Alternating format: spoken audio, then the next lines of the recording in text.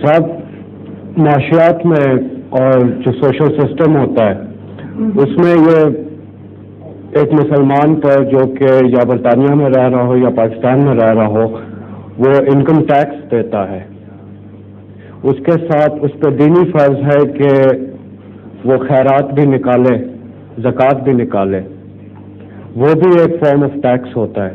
تو یہ dual taxation کی سسٹم کی انسان پہ کیوں یہ برڈن ہے؟ وہ جو ٹیکس دیتا ہے دنیا کو، جی، اس کا تعلق جن امور میں خرچ سے ہے. اگر اسلامی ٹیکس کا، جس کو آپ ٹیکس کہہ رہے ہیں، جی، اس کا تعلق بھی انہی ضروریات سے ہو تو پھر ضرورت نہیں رہتی. لیکن جو ٹیکسیشن اسلام نے رکھی ہے جس کو زکوٰۃ کی، جی، اس کی ضروریات پڑھ لیں. قرآن کریم نے بیان فرمائی ہیں کہ ان مقاصد سے وہ خرچ ہوگا. اگر وہ ساری ضرورتیں وقت کی حکومت پوری کر رہی ہو آپ کے ٹیکس سے تو اس کے اندر وہ ٹیکس جذب ہو جائے گا. لیکن اگر بعض ضرورتیں باقی رہ جائیں تو قرآن کا ٹیکس کس طرح ادا ہو جائے گا اس حکومت کو؟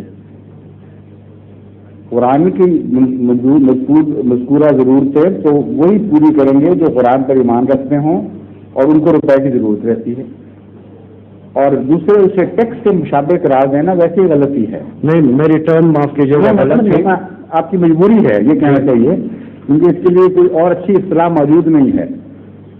زکوٰۃ کا جو مضمون ہے قرآن کریم میں جو بیان ہوا ہے اس کے جو مختلف پہلوؤں سے اس پر غور کریں تو آپ کو معلوم ہوگا کہ زکوٰۃ کا ایک مفہوم یہ ہے کہ جب آپ خدا کی راہ میں خرچ کرتے ہیں تو آپ کا پیسہ کم نہیں ہوتا بلکہ اللہ اس میں برکت ڈالتا ہے اور بڑھتا ہے. تو وہ کیسا ٹیکس ہو گیا ہے جو دینے کے بعد بڑھ جائے؟ دنیا میں تو کوئی ایسا ٹیکس نہیں ہے. تو اگر آپ کسی اور وجہ سے بھی وہ ٹیکس زکوٰۃ کا باہر کا ٹیکس سمجھ کر زکوٰۃ نہ دیں تو اپنا نقصان کریں گے، کیونکہ اللہ کہتا ہے کہ اس کا ضامن میں ہوں. بلکہ یہ فرماتا ہے کہ سود کو تم سمجھتے ہو کہ وہ بڑھ رہا ہے، خدا کی نظر میں وہ کم ہو رہا ہے، تمہیں سود کے نتیجے میں کوئی برکت نہیں ملے گی. لیکن ٹیکس جو زکوٰۃ ہے اس کو اگر تم خدا کی خاطر دو گے تو اللہ تعالیٰ اس کے مال کو تمہارے بڑھائے گا. دوسرے زکوٰۃ کا مطلب ہے تزکیہ، اور اسی بنیاد سے لفظ زکوٰۃ نکلا ہے. ایک مطلب ہے بڑھانا، زکوٰۃ کہتے ہیں کسی کو اونچا کر دیا، اور دوسرا اس میں پاکیزگی کا مضمون بھی پایا جاتا ہے. تو اللہ تعالیٰ فرماتا ہے کہ تم زکوٰۃ دو تاکہ تمہارے نفوس پاک ہوں. اچھے مقصد کی خاطر جب آپ کوئی قربانی دیتے ہیں تو آپ کے اندر اسی کے نتیجے میں پاکیزگی پیدا ہو جاتی ہے. ایک نوبل کاز کے لیے جب آپ خرچ کریں تو امیڈیٹ ایکسپیرینس ہوتا ہے انسان کا کہ اپنے آپ کو پہلے سے بہتر سمجھتا ہے.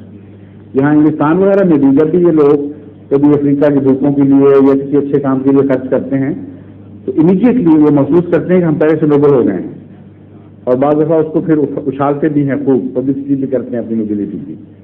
لیکن بنیادی طور پر ان کا تصور درست ہے. اچھے کام پر خرچ سے انسان کے دل میں پاکیزگی کا احساس اور نوبلٹی کا احساس پیدا ہوتا ہے، اور آگے پھر نیک قدم اٹھتے ہیں اس سے. تو زکوٰۃ کا ایک یہ بھی مقصد ہے. کبھی آج تک مجھے کوئی ٹیکس دینے والا نہیں ملا کہ ٹیکس دے کر آگے اس نے نوبل محسوس کیا ہو اپنے آپ کو. لان سے ڈالتا آتا ہے، کہتا کیا مصیبت پر ٹیکس دینا پڑا ہے. پھر زکوٰۃ کا تعلق جو ہے وہ محبت سے ہے، اور ٹیکس کا تعلق کوشن سے ہے. قرآن کریم میں اللہ تعالیٰ فرماتا ہے لن تنالوا البر حتی تنفقوا مما تحبون، کہ تمہاری نیکی قبول ہی نہیں ہوگی کوئی جب تک محبت کے ساتھ خرچ نہ کرو، اور وہ مال خرچ نہ کرو جس سے تمہیں محبت ہے. تو صحابہ تو اپنا بہترین مال پیش کیا کرتے تھے، اور ٹیکس والا جب آتا ہے تو آپ کوشش کرتے ہیں بدترین پیش کریں. زمین و آسمان کا فرق ہے اس موٹیویشن میں. اس لیے زکوٰۃ امت کی زندگی کے لیے ضروری ہے. امت کے اندر خدا کا تعلق قائم رکھنے کے لیے، اس کے نفس کی پاکیزگی کے لیے، اس کے اموال میں برکت کے لیے بے شمار فوائد ہیں. تو میں نے چند صرف گنائے ہیں. اس کو آپ کبھی بھی دوسرے ٹیکس کا متبادل نہیں سمجھ سکتے. لیکن ٹرو اسلامک اسٹیٹ جو ہوگی اس میں جو بیت المال کا کانسیپٹ ہے تو وہاں پہ تو جو آپ بیت المال میں ڈالیں گے تو آپ کا انکم ٹیکس کا کانسیپٹ ختم ہو جائے گا. وہاں دیکھیں زکوٰۃ کے متعلق ایک بنیادی بات میں آپ کو بتاؤں، سارے قرآن میں کہیں زکوٰۃ کی کوئی شرح درج نہیں. فقہاء نے بعض رسول اکرم صلی اللہ علیہ وآلہ وسلم کے فیصلوں پر بنیاد رکھ کے ایک شرح بنائی اور بعض دوسرے فیصلوں کو نظر انداز کر دیا، جس کے نتیجے میں اس وقت امت مسلمہ میں سے اکثر علماء زکوٰۃ کو 2.5% کے اوپر فکس کر چکے ہیں، اور 2.5% سے قوم کی ضرورتیں پوری نہیں ہو سکتی. اس لیے جو غیر مسلم ہیں وہ اعتراض اٹھاتے ہیں، اور جو مسلم اسٹیٹس ہیں وہ کہتے ہیں زکوٰۃ ہمیں تو ویسے دے دو نا اپنی جیب میں ڈالنے کے لیے، اسے ہم مولویوں کو دیں، ان سے خاص مقاصد میں استعمال کریں. جہاں تک اسٹیٹ کا تعلق ہے زکوٰۃ پوری ہو ہی نہیں سکتی، اسٹیٹ کرافٹ کے لیے ہمیں ٹیکس لینا پڑے گا. یہ غلط ہے. قرآن کریم نامکمل کتاب تو نہیں، نعوذ باللہ من ذالک. یہ ہو کیسے سکتا ہے کہ قرآن کریم نے ان ضروریات میں اسٹیٹ کی ضروریات بھی بیان کی ہوں اور اسٹیٹ کی ضروریات نہ چل سکیں. اسی وجہ سے ایک دفعہ مجھ سے جب غیر مسلموں نے کسی نے سوال کیا تو اس کو میں نے سمجھایا کہ میرا اور جماعت احمدیہ کا یہ موقف ہے کلیئر کٹ، بنیاد اس کی حدیث پر ہے کہ رسول کریم صلی اللہ علیہ وآلہ وسلم نے جو ٹیکس کی شرح مقرر کی تھیں وہ بعض وقتی ضرورت پر شرح مقرر کی تھیں، اور وہ بدلنے والی ضرورتیں تھیں اور شرح بھی بدلنے والی ہیں. مثلا سونا اور چاندی، ان دونوں پر جو زکوٰۃ تھی اس وقت شرح مقرر تھی، اس کے نتیجے میں قریباً برابر زکوٰۃ بنتی تھی، اور بعد میں ویلیوز بدل گئی.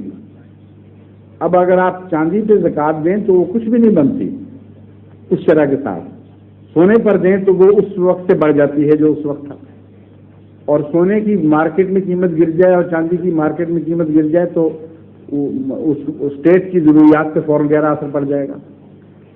اس لیے اصل بحث یہ ہے کہ حضرت صلی اللہ علیہ وآلہ وسلم کے تمام اقدامات کو دیکھا جائے، مختلف وقت میں دیکھا جائے کہ زکوٰۃ کو آپ نے کیا سمجھا اور کس طرح نافذ فرمایا. ایک موقع پر مثلا آپ تھے غزیے پہ، کسی پہ تشریف لے جا رہے تھے اور اموال تھوڑے ہو گئے، سپاہی اس وقت سب اپنے اپنے راشن خود لے کر چلا کرتے تھے، اپنے ذمہ دار ہوا کرتے تھے. حضرت صلی اللہ علیہ وآلہ وسلم نے فرمایا کہ سارے اپنے اموال اکٹھے کر دو، جو کچھ کسی کے پاس ہے. سب نے اکٹھا کر دیا اور آپ نے پھر برابر سب پہ تقسیم کر دی. جب قوم کی ضرورت اتنی بڑھ جائے اور حاصل اتنا تھوڑا ہو جائے کہ خطرہ ہو کہ بعض ضرورتیں پوری نہیں ہوں گی، تو اس وقت یہ ہے زکوٰۃ کا طریق ہے. حکمت فرمایا ہے، آپ نے کوئی توئی تحریک نہیں کی تھی، اور صحابہ نے اس پر عمل کیا اور اس کے نتیجے میں برکت پڑی. سارے لشکر کی ضرورتیں پوری بھی ہو گئی، مگر سب نے تکلیف میں بھی تھوڑا تھوڑا سا حصہ لیا. تو بعض وقت زکوٰۃ کا یہ معیار بن جاتا ہے. بعض وقت قرآن کریم کے اصول کے مطابق مختلف اقتصادی نظاموں، مختلف ممالک میں مختلف معیار بن جائیں گے زکوٰۃ کے. فرماتا ہے وفی اموالہم حق للسائل والمحروم، کہ جو عمراء ہیں قوم کے، ان کے اموال میں حق ہے. یہ نہیں فرمایا صدقہ دینا ہے، فرمایا حق ہے للسائل والمحروم، سوالی کے لیے اور محروم کے لیے.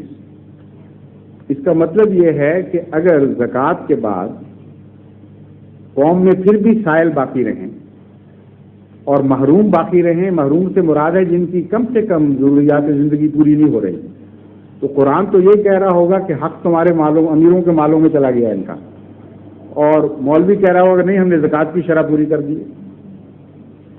تو کس کی بات مانیں گے آپ سے؟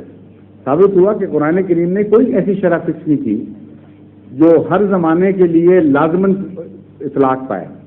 اصول مقرر فرمائے، اور ان میں سے ایک یہ ہے کہ کسی قوم میں اگر کوئی شخص بھوکا مر رہا ہے یا کم سے کم زندگی کا معیار اس کا پورا نہیں ہو رہا، اوڑھنے کے لیے کپڑے نہیں، اوڑھنے بچھونے کے لیے بستر نہیں ہے، پہننے کے لیے کپڑے نہیں، چھت پر سر پہ چھت نہیں، تعلیم کے لیے جو بنیادی ضرورتیں وہ پوری نہیں ہو رہی، اعلیٰ تعلیم یافتہ بچے ہیں، ذہن اچھے ہیں ان کے، غربت کی وجہ سے تعلیم سے محروم رہ رہے ہیں، تو جب محروم کا لفظ آئے گا فوراً ذہن صاحب کی طرف چلا جائے گا. وفی اموالہم حق للسائل والمحروم. پھر دوسری جگہ فرمایا وفی اموالہم حق معلوم للسائل والمحروم، کہ ان کے اموال میں ایک معلوم معین حق ہے. تو بعض جگہ معین زکوٰۃ کا ذکر ہے، جیسے کہ رسول اللہ صلی اللہ علیہ وسلم نے معین کیا بعض موقعوں پر، بعض جگہ غیر معین زکوٰۃ کا ذکر فرما دیا. تو اس اصل کے پیش نظر تو اسلامی حکومت کے ہاتھ بڑے وسیع ہو جاتے ہیں، اور کوئی بھی زکوٰۃ کا نظام ایسا نہیں جو کسی وقت کے ساتھ فکسڈ ہو جائے، کسی قوم کے ساتھ فکسڈ ہو جائے. انگلستان میں سائل اور محروم کی تعریف اور ہو جائے گی اور ان کی تعداد اور ہوگی، پاکستان میں اور ہوگی، انڈیا میں اور ہوگی. یہ آیت ہر جگہ اپنا جلوہ برابر دکھائے گی اور مختلف معیار کا مطالبہ کرے گی. گویا آپ کا کہنے کا مقصد یہ ہے کہ ہمیں انڈیکسیشن کے مطابق زکوٰۃ کو، ہمیں ضروریات جو قرآن کریم میں بیان کی ہیں ان ضروریات کو پورا کرنے کے لیے زکوٰۃ لینی ہے. یہ میرا پوائنٹ ہے. جی ہاں، قرآن کریم نے ضروریات بیان کر دی. یہ کیسے ہو سکتا ہے کہ کوئی ایسی شرح فکس کر دی جائے جو ضروریات پوری نہ کر سکیں اور پھر بھی زکوٰۃ کا حق ادا ہو جائے؟ قرآن کریم نے جو ضروریات، یہ میں نے مثال دی نا ایک ضروریات، قرآن کریم نے ضروریات بیان کر کے یہ اصولی فیصلہ کر دیا ہمیشہ کے لیے کہ جب تک یہ ضروریات باقی ہیں زکوٰۃ لینی پڑے گی، زکوٰۃ کا معیار بڑھانا پڑے گا. جب یہ ضروریات پوری ہو جائیں وہیں اس کے بعد تمہیں قوم کو زکوٰۃ لینے کا کوئی حق نہیں رہتا.